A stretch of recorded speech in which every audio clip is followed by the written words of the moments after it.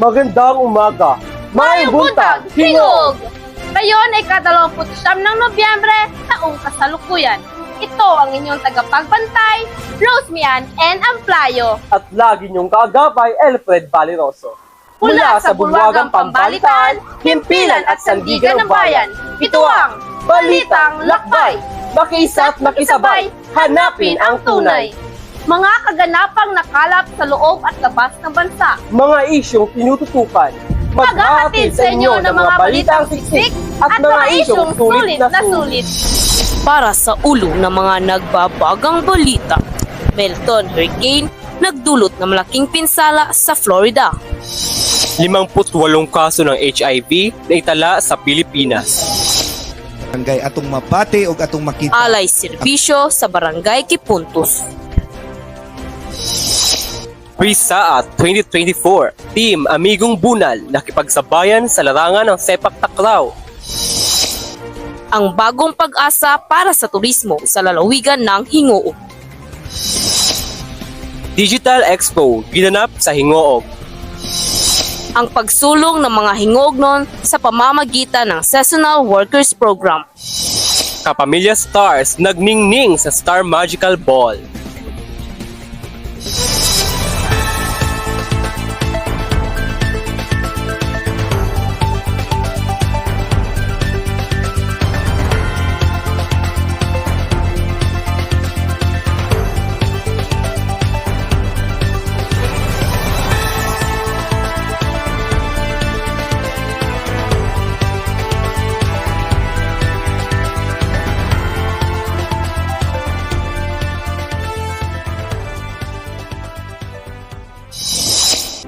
Sa balitang pandaigdig, Milton Hurricane nagdulot ng malaking pinsala sa Florida. Alamin natin sa pagbabalita ni Pete J. Dalanon. Malakas na ulan at hangin ang nararanasan ngayon sa America, Florida, dulot ng bagyong Milton. Isang Category 3 na bagyo ay nagdala ng matinding pag-ulan at malakas na hangin na umabot sa higit 160 km bawat oras. Ang mga baybaying lugar ay kamakailan lang ay sinalanta ng bagyong Helen ay muling sinubok ng bagong kalamidad. Nagbabalita, Pete J. Dalanon. Balik sa iyo, Rose Mian. Maraming salamat, Pete. Mag-iingat kayo dyan. Balitang pambansa, 58 kaso ng HIV na itala sa Pilipinas. Alamin natin sa pagbabalita ni Jodife Gabriel. Umabot na sa 58 na kaso ng HIV kada araw ang naitatala sa bansa nitong ikalawang quarter ng 2024. Ayon sa DOH, nakakabahala na pataas ng pataas ang naitatala ng kaso ng HIV. Sa monitoring ng kagawaran, hanggang nitong Agosto, nakapagtala ng 40,934 na HIV cases sa bansa. Mula Enero hanggang Agosto ng 2024, may 464 na HIV patients ang naitalang nasawi, 28 sa kanila nito lang Agosto. Jodife Gabriel, nagbabalita. Balik sa iyo, Elfred. Maraming salamat, Jodife. At para naman sa balitang lokal, alay serbisyo sa Barangay Kipuntos, alamin sa pagbabalita ni Angelica Marie Mantica. Matagumpay nakatanggap ng libreng serbisyo ang mga mamamayan ng Barangay Kipuntos sa pamamagitan ng programang Alay Serbisyo ng lokal na pamahalaan sa pangunguna ni City Mayor Eric J. Cañosa at Vice Mayor Tadoy P. Logos. Sa panahon nito, inabot din nila sa Barangay Council at Sangguniang Kabataan ang mga kagamitang pang-sports at 45,000 piso para sa computer at printer. Ako si Angelica Marie Manteca, nagbabalita. Balik sa iyo, Rosmian. Maraming salamat, Angelica.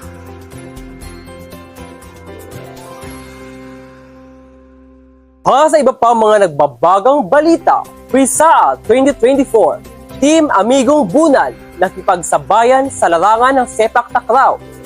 Bagong pag-asa para sa turismo sa lalawigan ng Hingoog. Digital Expo ginanap sa Hingoog City. Ang pagsulong ng mga Hingoognon sa pamamagitan ng Seasonal Workers Program at Kapamilya Stars nagningning sa Star Magical Ball. Malalaman ang lahat ng yan sa pagbabalik ng Balitang Lakbay.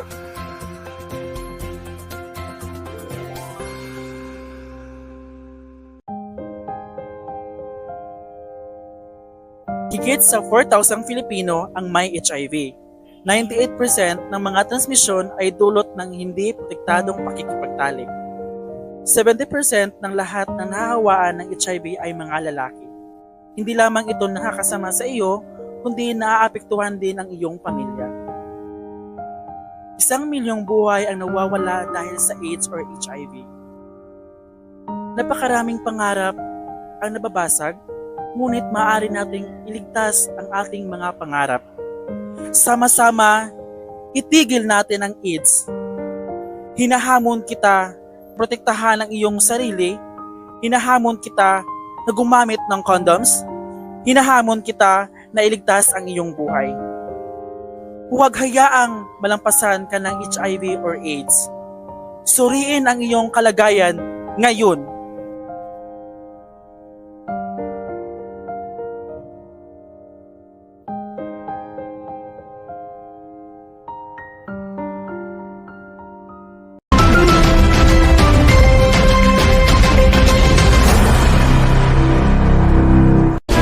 Nagbabalik ang balitang lakbay.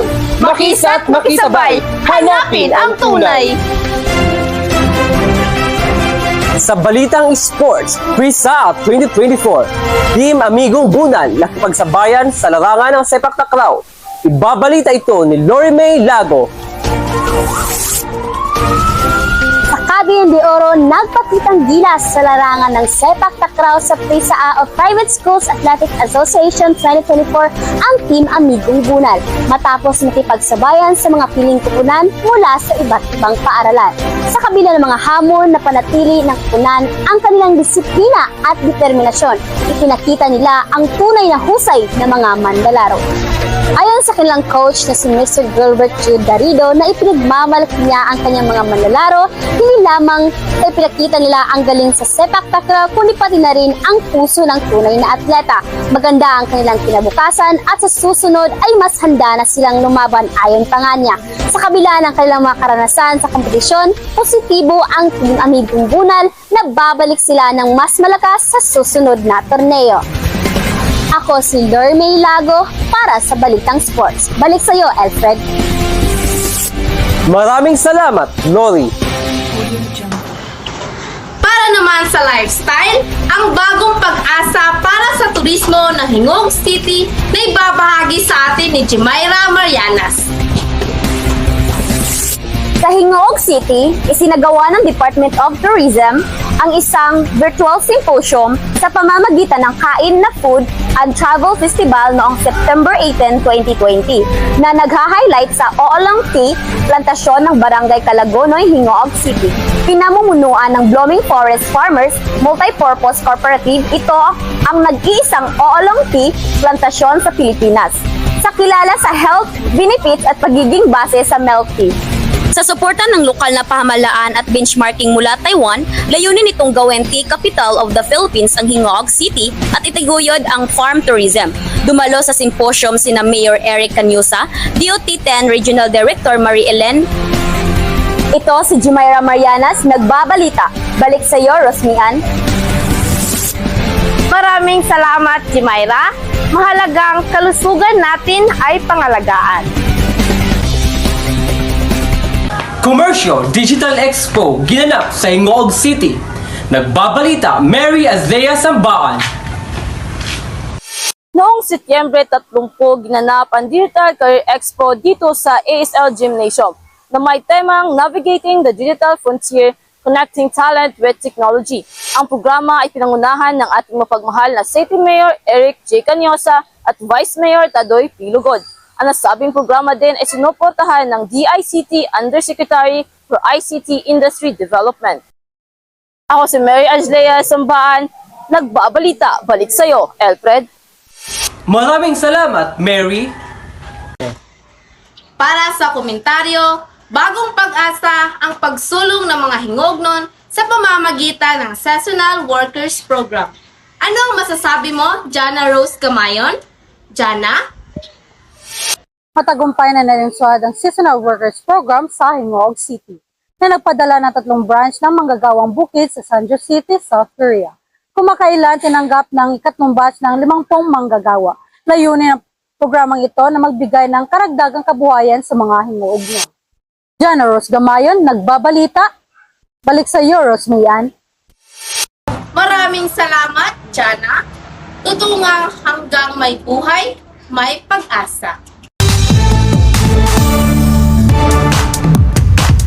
Nagdiwang ang mga sikat sa Star Magical Christmas Ball noong nakaraang linggo sa Soler North, kung saan naglakad ang mga kapamilya stars sa puting carpet, suot ang makulay at whimsical na mga kasuotan.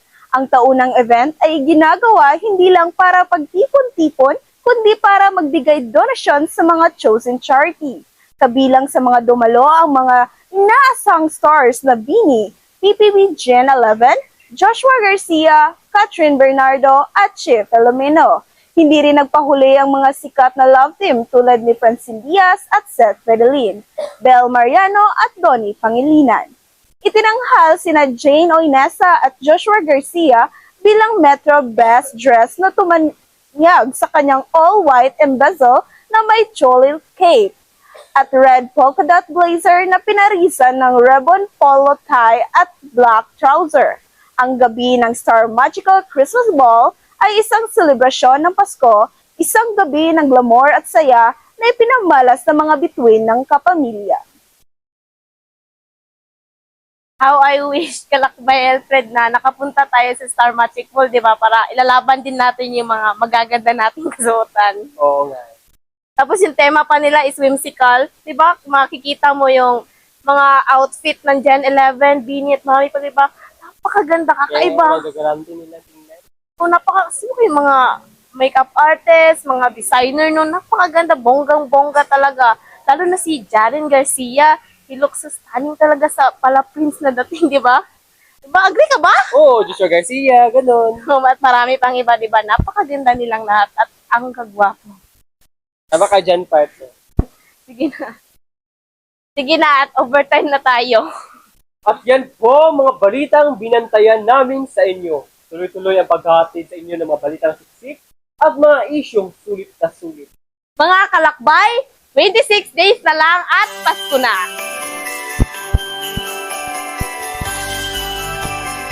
Para pa sa iba pang mga updates, bisitahin lang ang aming Facebook page, TikTok, Instagram at YouTube. At isearch lamang ang Balitang Lakbay official account. At mga kalakbay, mag-ingat dahil maraming mga dummy account. Muli, ako ang iyong tagapagbantay, Rosmian N. Amplayo. At ang inyong laging kaagapan, Elfred Valiroso. Ito ang Balitang Lakbay. Mag-isa at magkasabay, hanapin ang tunay.